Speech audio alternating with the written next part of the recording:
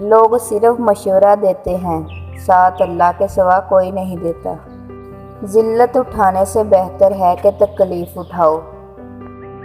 और इंशाअल्लाह अगर अल्लाह ने चाहा तो एक दिन फजर की नमाज होगी और सामने मस्जिद नबवी। इंसान को अपने आप से इतनी तो मोहब्बत होनी चाहिए कि वो खुद को जहन्नम से बचाकर जन्नत में ले जा सके। अल्लाह ताला अपने बंदों की तड़प कभी ज़ाया नहीं करता। अपनी मांगी हुई दुआओं पर यकीन रखें, वो रहमान है, रद्द नहीं करता। तुम क्यों घबराते हो मुक़द्दर के फ़ैसलों पर? क्या तुम नहीं जानते तुम्हारा रब गफूर और रहीम है? मैं राज़ी हूँ मौला, बस ये आंखें भीग जाती हैं।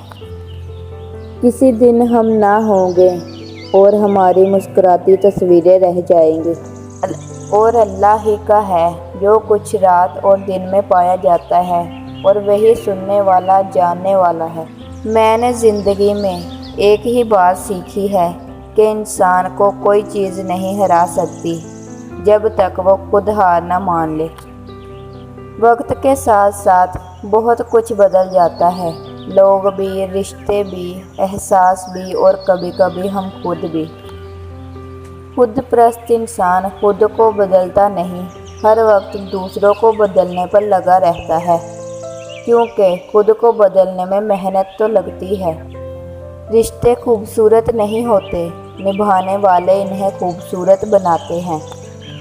हज़रत अली ने फरमाया, सबसे ज़्यादा काबिल नफ़रत शख्स वो है जो लोगों में ऐब तलाश करता है। अल्लाह जब बेहतरीन से नवाजता है तो पहले बदतरीन से गुजारता है। जब इंसान सब्र कर लेता है तो इसके साथ हुई हर ज़्यादती का जवाब अल्लाह देता है।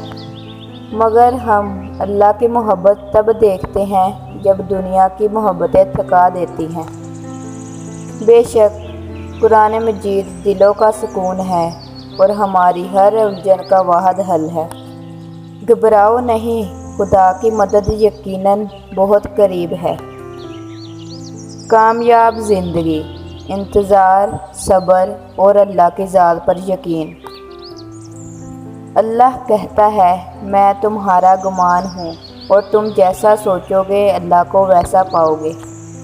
अल्लाह के डर से एक गुनाह छोड़ना लाख तहज्जुद और नवाफिल से बेहतर है।